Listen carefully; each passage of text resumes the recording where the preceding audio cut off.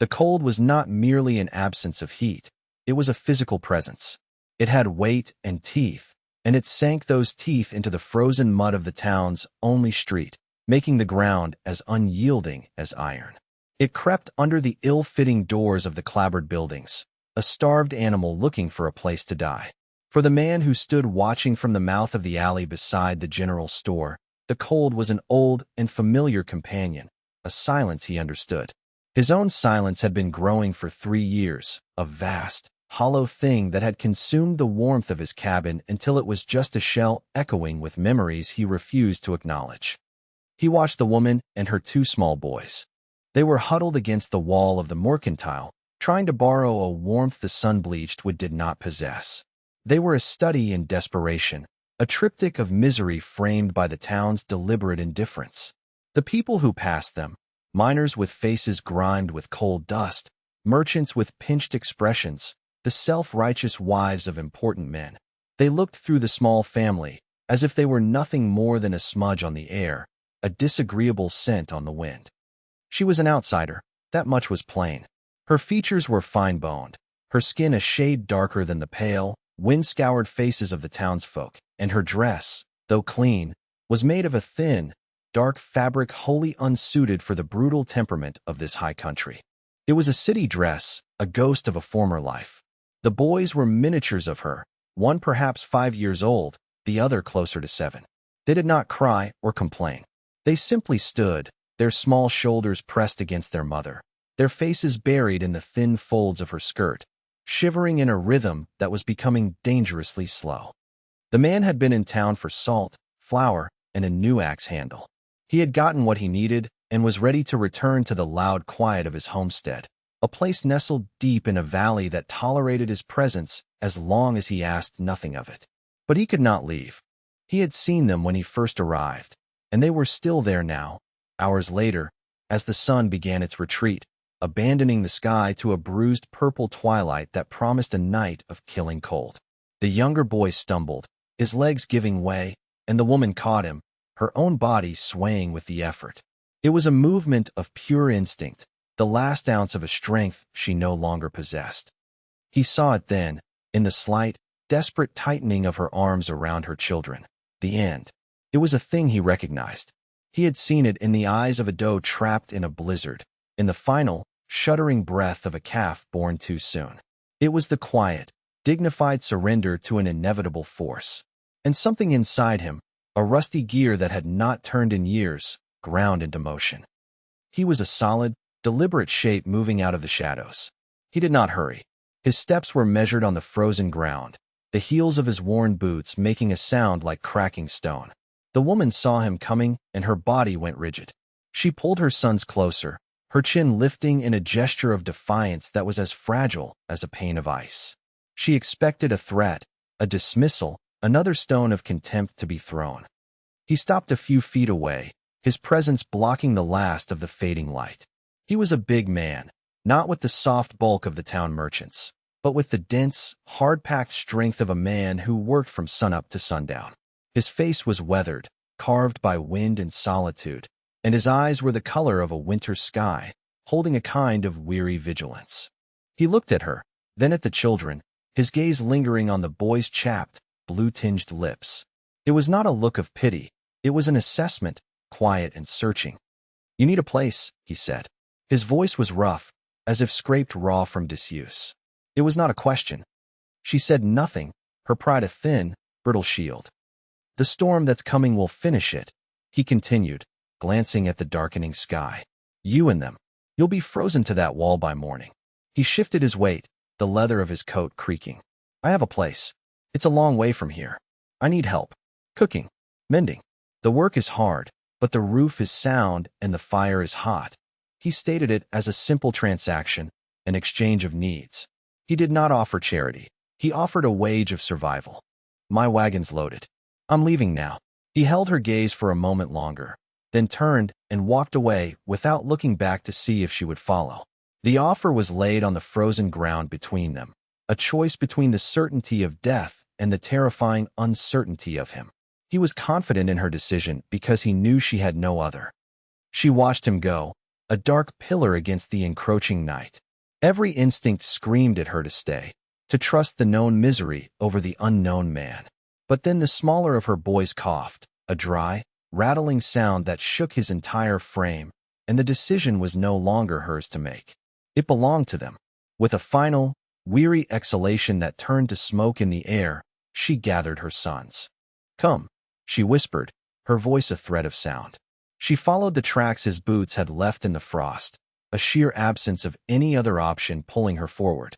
The journey was made in silence. He helped her and the boys into the back of the buckboard, their small bodies nestled between sacks of flour and a crate of tinned goods. He untied a rough wool blanket from his own bedroll and tossed it over them without a word. The gesture was impersonal, practical. It was not kindness, it was maintenance. He was protecting his investment. She pulled the coarse fabric around her sons, the smell of wood smoke and cold leather filling her senses. It was the first warmth they had felt in days.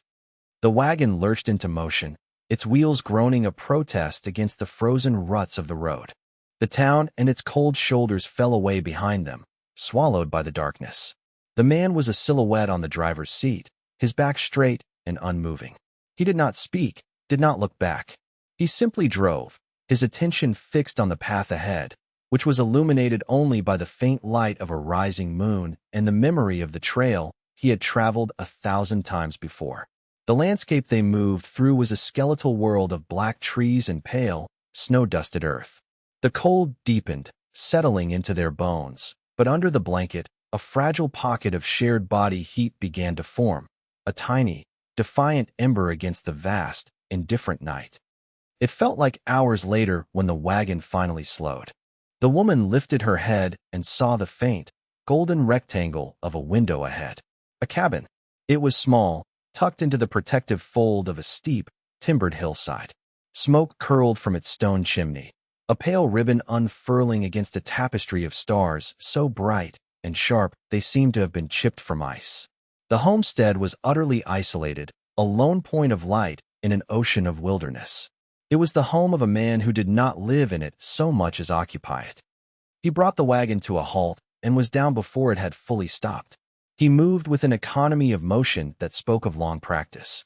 He helped the boys down first, his large, calloused hands surprisingly gentle as he lifted them to the ground. Then he turned to her.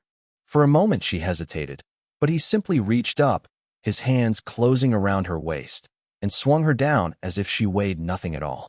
The contact was brief, functional, yet it sent a jolt of alarm through her exhausted body.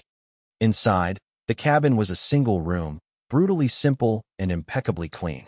A fire roared in the stone hearth, casting dancing shadows on the rough-hewn log walls. There was a sturdy table with 2 chairs, a dry sink, and a bed built into one corner. A ladder led to a sleeping loft. The air was warm and smelled of pine and coffee.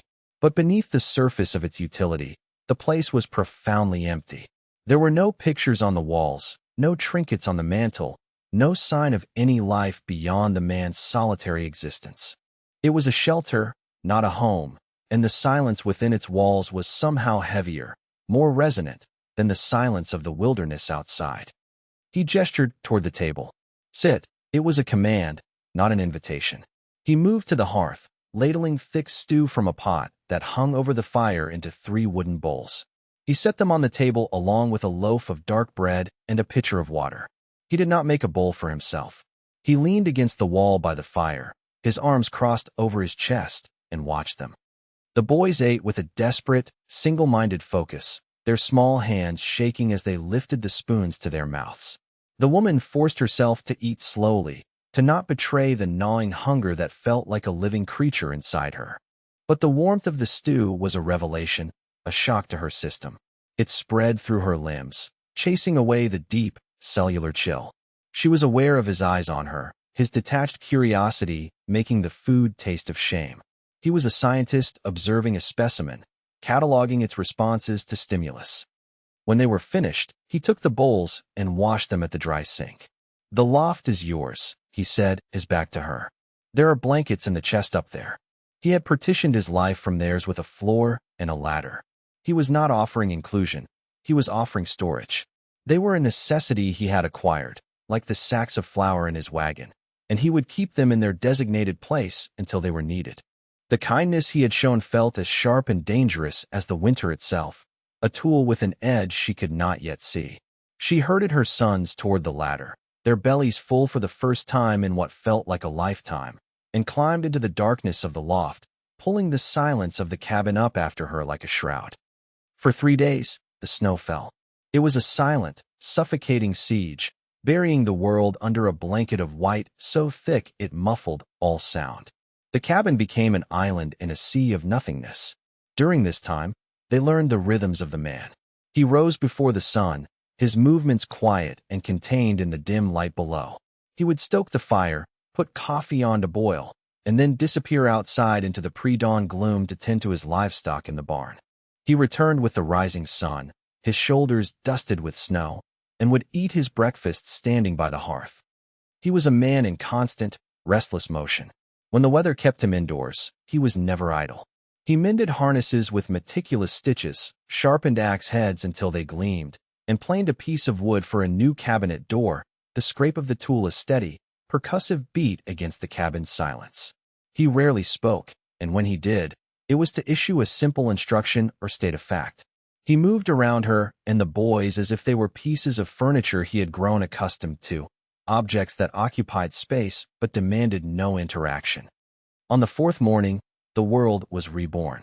The storm had passed, leaving behind a landscape of impossible, blinding white under a sky of piercing blue.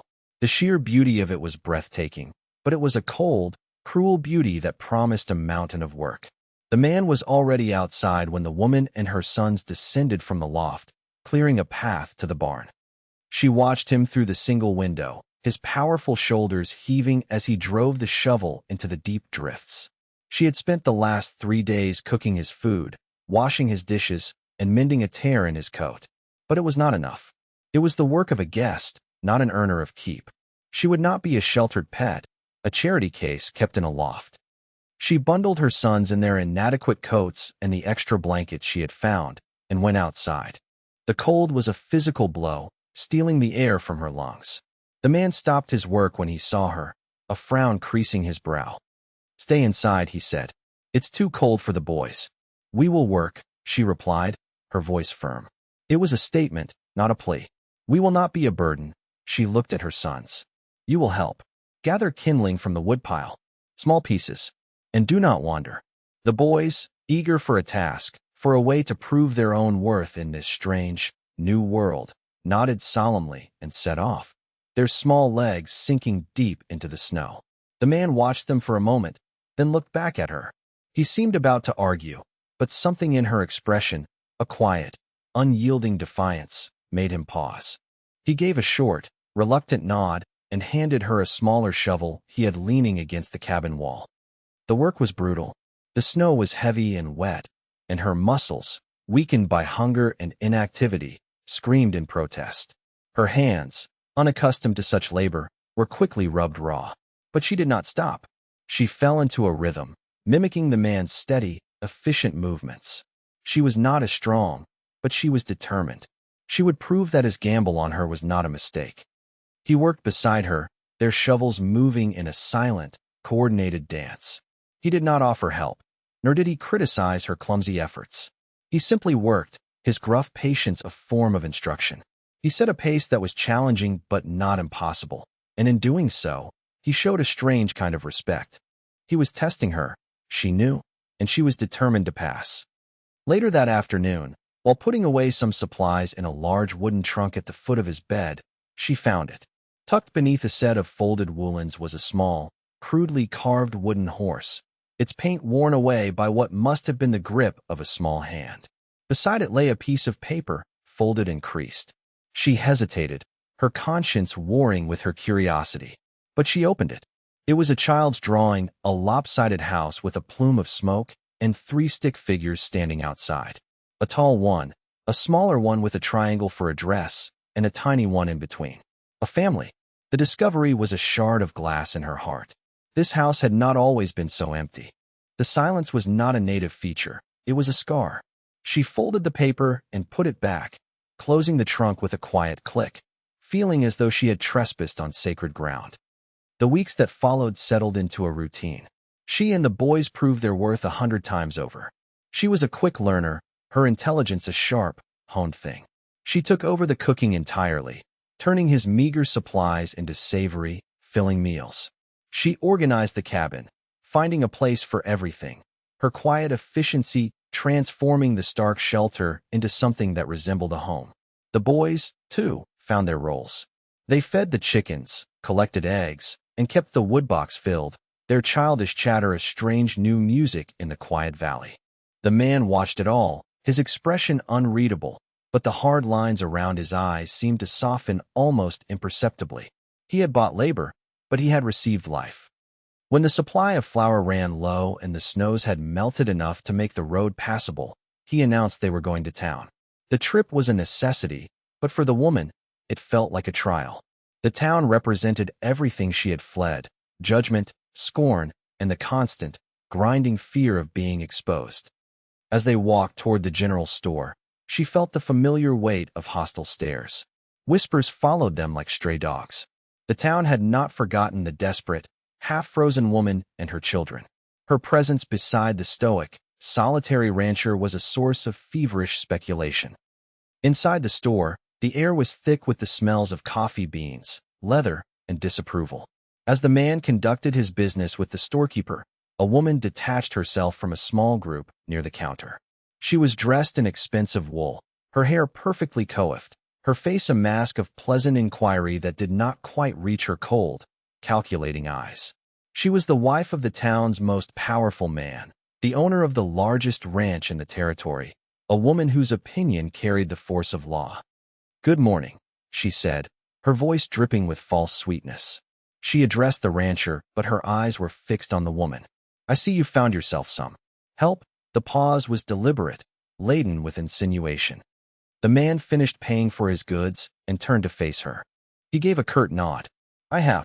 The woman's smile tightened. "How charitable of you. To take in strays. One must be so careful, of course.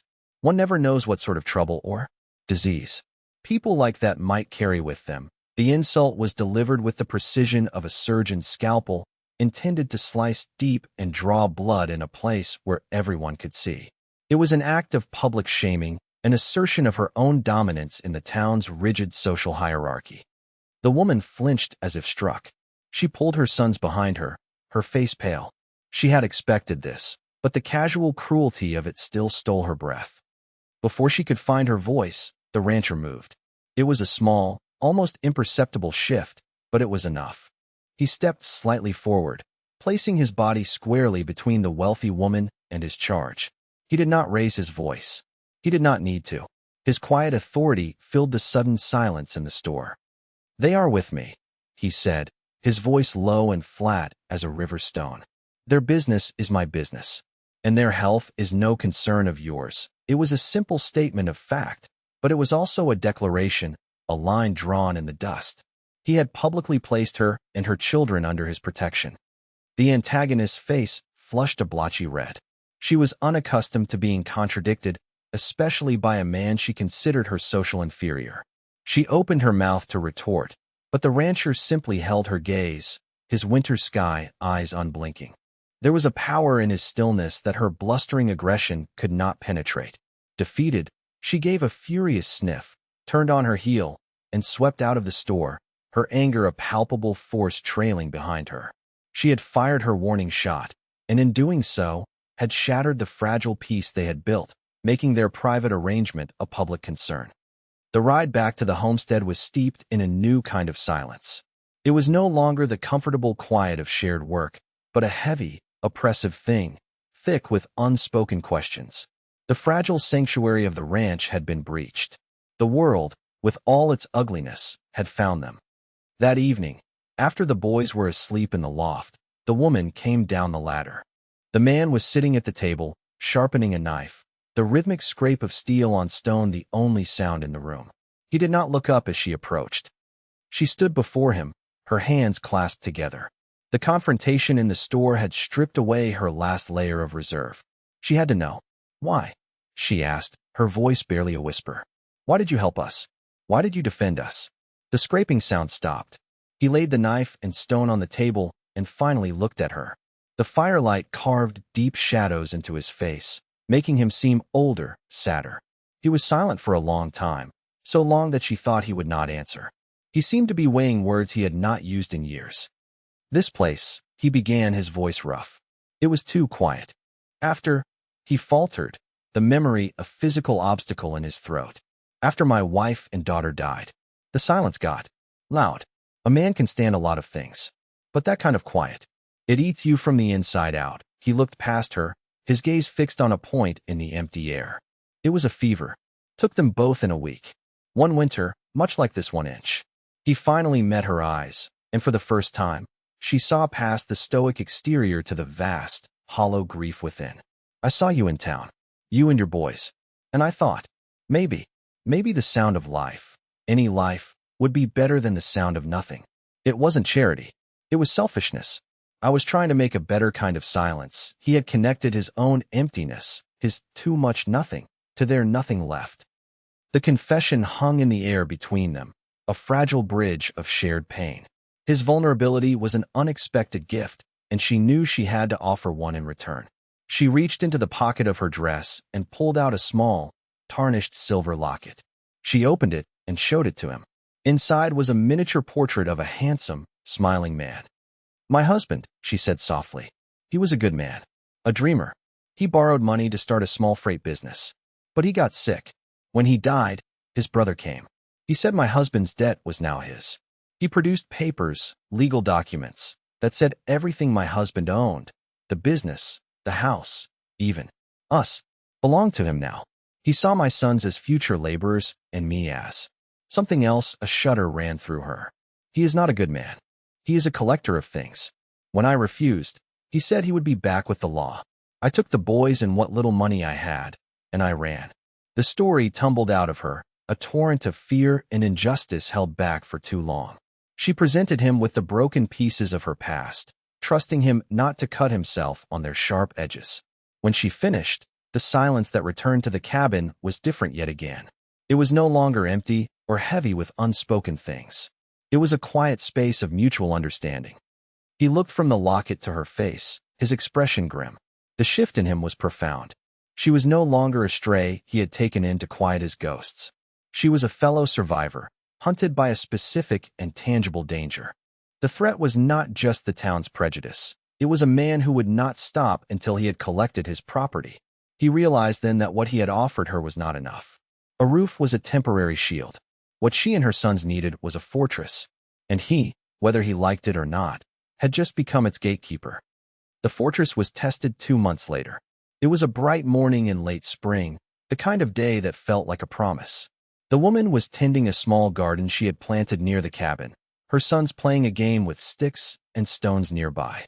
The rancher was in the barn, mending a saddle. A lone rider appeared on the ridge, his form dark against the brilliant sky. As he drew closer, a cold dread washed over the woman. She recognized him instantly. It was her husband's brother. He was exactly as she remembered, well-dressed in a city suit that looked absurdly out of place in the wilderness, a smug, self-satisfied smile on his face. He was not alone.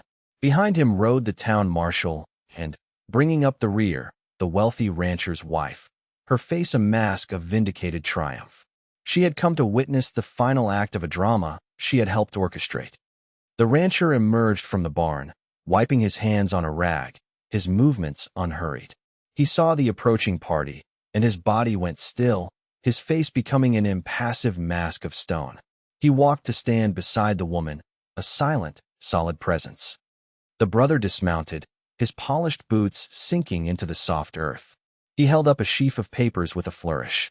"Marshal," he said, his voice loud and confident. "As I explained, these documents give me legal title to my late brother's assets, which, under the territorial statutes regarding indenture and familial debt, include his widow and offspring." He looked at the woman, his eyes full of possessive greed. "I'm here to collect my property." The marshal, a weary-looking man caught between his duty and his conscience, looked at the papers, then at the rancher. "He's got a writ from a circuit judge. It looks legal. I don't like it, but my hands are tied." He looked at the rancher with a hint of apology. "He's giving you 3 days to hand them over peaceably. After that, I'll have to enforce the writ. The brother smiled, a predator's grin. 3 days, he repeated, savoring the words. And then they are mine. He mounted his horse, gave a mocking tip of his hat, and rode off, the social tyrant and the marshal following in his wake. The cabin became a war room. Panic was a cold, slick thing, trying to find a purchase in the woman's heart, but the rancher's calm was a steadying anchor. He is a fraud, she insisted, her voice trembling but firm. My husband kept meticulous ledgers. He was nearly out of debt when he died. His brother must have stolen them and forged these documents. Can you prove it? The rancher asked, his voice quiet. The ledgers are gone, she said, her hope faltering. Without them, it is only my word against his papers. For the first time since she had met him, the rancher looked truly worried. The law, in this part of the country, was a blunt instrument, and it favored the man with the official-looking stamp. But then he seemed to come to a decision. He looked at her, a strange light in his eyes. There is one chance. A long shot, he turned to her. What was your husband's freight company called? And where did it operate? She told him. He nodded, then went to a small, locked box he kept under his bed. He pulled out a pen, ink, and a telegraph form. He wrote for several minutes, his handwriting a strong, clear script. The message was concise, coded almost, mentioning names of people and places that meant nothing to her. He addressed it to a man at a law firm in a city hundreds of miles away. I served with him in the war, he explained, seeing her questioning look. He owes me a favor. He folded the paper. I have to ride to the nearest telegraph station. It's a day's ride from here. I'll be back as soon as I can. Bar the door. Use the rifle if you have to. He was gone before she could protest, riding his fastest horse into the twilight.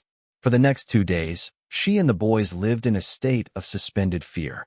She kept the rifle by the door, its cold weight a terrifying comfort.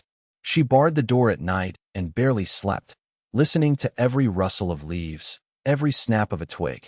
She prayed to a God she was not sure she still believed in. Her prayers a desperate plea for the return of a man she barely knew but had come to trust with her life. On the morning of the 3rd day, he had not returned. The sun climbed the sky, a merciless clock counting down their final hours. At midday, they appeared on the ridge again.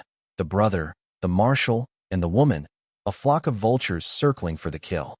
The woman gathered her sons, her heart a cold, heavy stone in her chest. She stood in the doorway of the cabin, the rifle in her hands. She did not know if she could use it, but she would not let them take her children without a fight. The party reined in a few yards from the cabin. The brother dismounted, his smile wider and more confident than before. Time's up, he called out. Marshal, do your duty. The marshal sighed and dismounted, his hand resting on the butt of his pistol. Ma'am, please, don't make this harder than it has to be. Just as he took his first step toward the cabin, a sound cut through the tense air, the frantic, desperate drumming of horses' hooves, coming fast. All heads turned. It was the rancher, his horse lathered in sweat, its sides heaving. He was riding as if the devil himself were on his tail. He did not slow until he reached them, pulling his horse to a skidding halt. He swung down from the saddle, a yellow piece of paper clutched in his hand. He ignored the brother completely and walked straight to the marshal. This arrived for you at the telegraph office this morning, he said, his voice ragged from exertion. He handed the telegram to the lawman. The marshal unfolded it and read. His eyebrows shot up.